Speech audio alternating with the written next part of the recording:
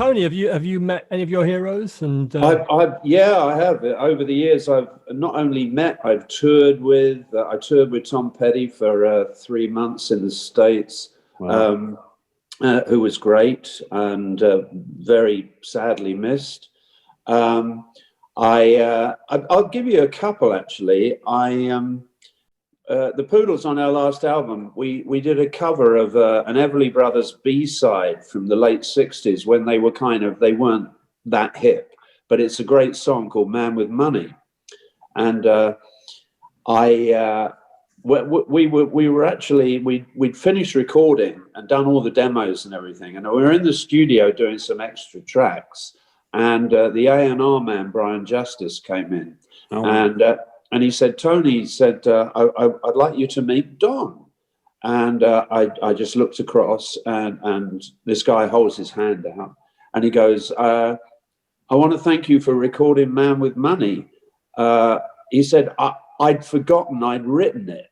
He said, Phil and I wrote that all those years ago and I had completely forgotten. He said, but I love it. It's a great version. So that was a real thrill to meet Don Everly. But the other one was, a lot of bands in the 60s, we were all inspired by the Bo Diddleys and the Chuck Berrys. And Chuck Berry, I have a Chuck Berry story, which is a bit salacious, but we were doing, at the end of the tour with Tom Petty, we were booked to do the Oakland Coliseum, like 7,000 kids. And it was New Year's Eve. It was like a real buzz night. And Tom was closing the show, and we had like a 45-minute set. And then our manager says, how do you feel about backing Chuck Berry? He's the secret guest on the bill, you know. And of course, I was over the moon. I was like, wow, my hero. So the story gets worse as I continue. So we arrive at the venue and we do a sound check, and then I said, "Hey, let's go and find Chuck." So we find his dressing room, and it's got Chuck Berry on the door, and we open the dressing room door, and he's sitting there with his rider, his rock and roll rider, which is a white woman on his lap, and a bit of booze and a gun. And so I said, "Oh, hi, Chuck, we're your backing band, you know." And hardly looking at me, he says, come, my dear boy. My manager talks to you people." And so, you know, we just shrunk out of his dressing room. And I looked at the others and I went, "So it's true, Chuck is up." And so we went back to the dressing room and he sends his manager in, who also happens to be his bass player, who happens to be the worst bass player in the world. I'd seen him working with Chuck at the Ali Pali Capital Radio Festival gig when Chuck was booed off. He was so bad.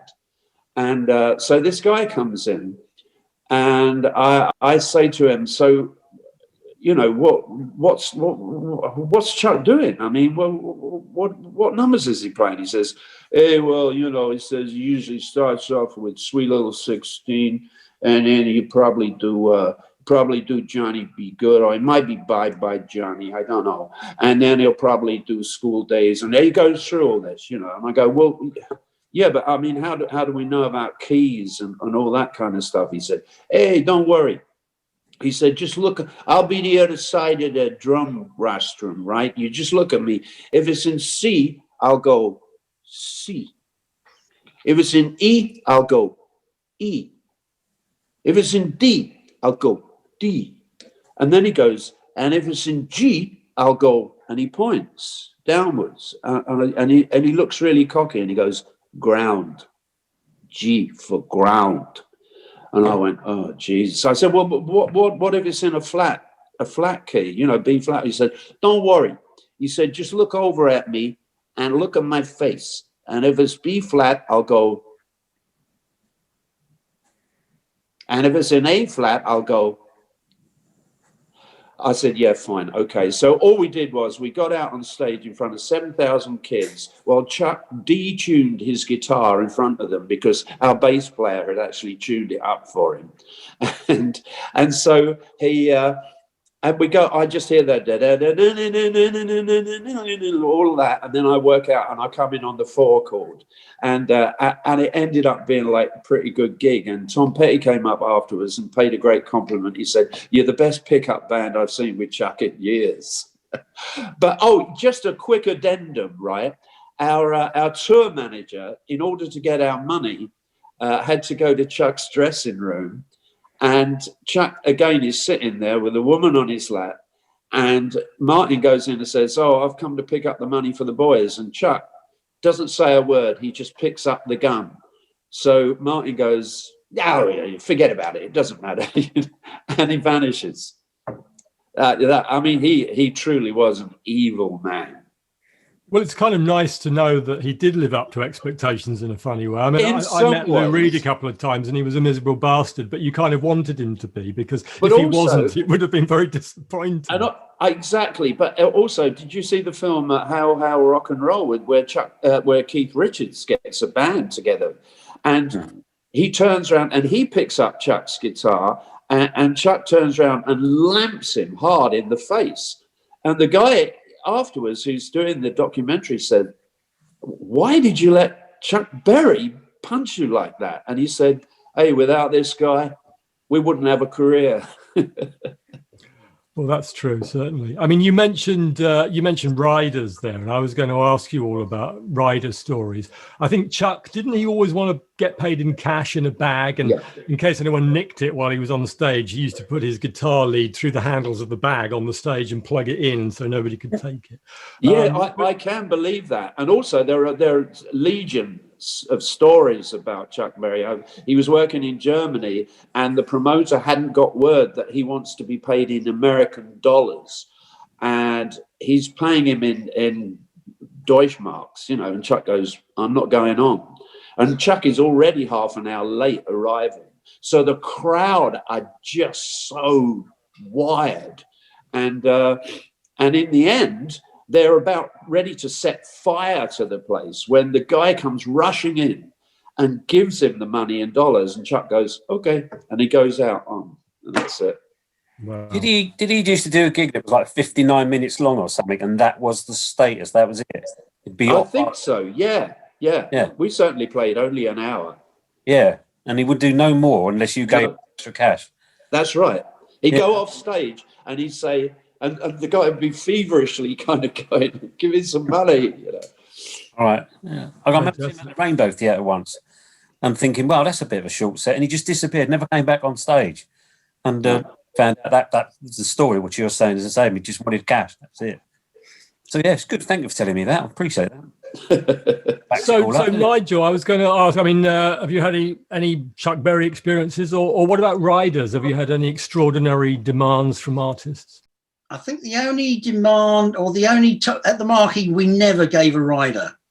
It wasn't done. From day dot, there was no rider. And I think the only time that I actually gave in on that was when I put Genesis on for a secret show. They were doing Wembley the next day, or two or three dates at Wembley. And Joe Chester, I don't know if any of you ran into Joe Chester down through the years. She was part of the Tony Smith's Genesis management. I had to strike the deal with her, and she was a bloody hard-nosed bitch, I can tell you. She's not on the planet anymore, so I can say that probably. She actually wanted a set fee as well. So we never, ever paid a set fee. And we never gave any band, whoever they were, a rider. But on this particular occasion, because Genesis were Tony Stratton Smith and they were a Marquee band, and Phil Collins used to come in when he was a schoolboy and sweep the floor and put the chairs out and things like that for Jack Barry, we decided that we would push the boat out and give them a couple of slabs of Carling Black Label. And that was Nigel, ask you a question. Yeah. Do you're talking about the audiences like being huge sometimes in Marquee. Yeah. I can remember when I was at Atlantic, you put on the Average White Band. Oh yeah. And I remember the queues being like absolutely down the road and sort of into Charing Cross Road almost. How many went in for that one? Do you remember? That was. I started there in January 1975, and that was in either January or February 75. Yeah. So I was just like an assistant manager then, but that was for the drum. The drummer had died from Average White Band, and it was a kind of charity memorial gig. Yeah. So I was very new to the Marquee, but there was massive queues, and you get this, and like the Genesis one later on, we only actually put a few posters up about midday on the day of the show, because obviously the whole of the West End would grind to a halt otherwise. I just might not particularly remember, that's all. But actually, I spoke to Uli, who was the general manager at that time, and he had actually booked that in. And he said Elton John turned up because they were the same management. Rocket Records was across the road. Yeah. John Reed. And Elton walked in and handed Uli an envelope. And he said, give that to the band when they come off. Elton actually got up and jammed with them and all that stuff. But in the envelope was £1,000 for the drummer's family.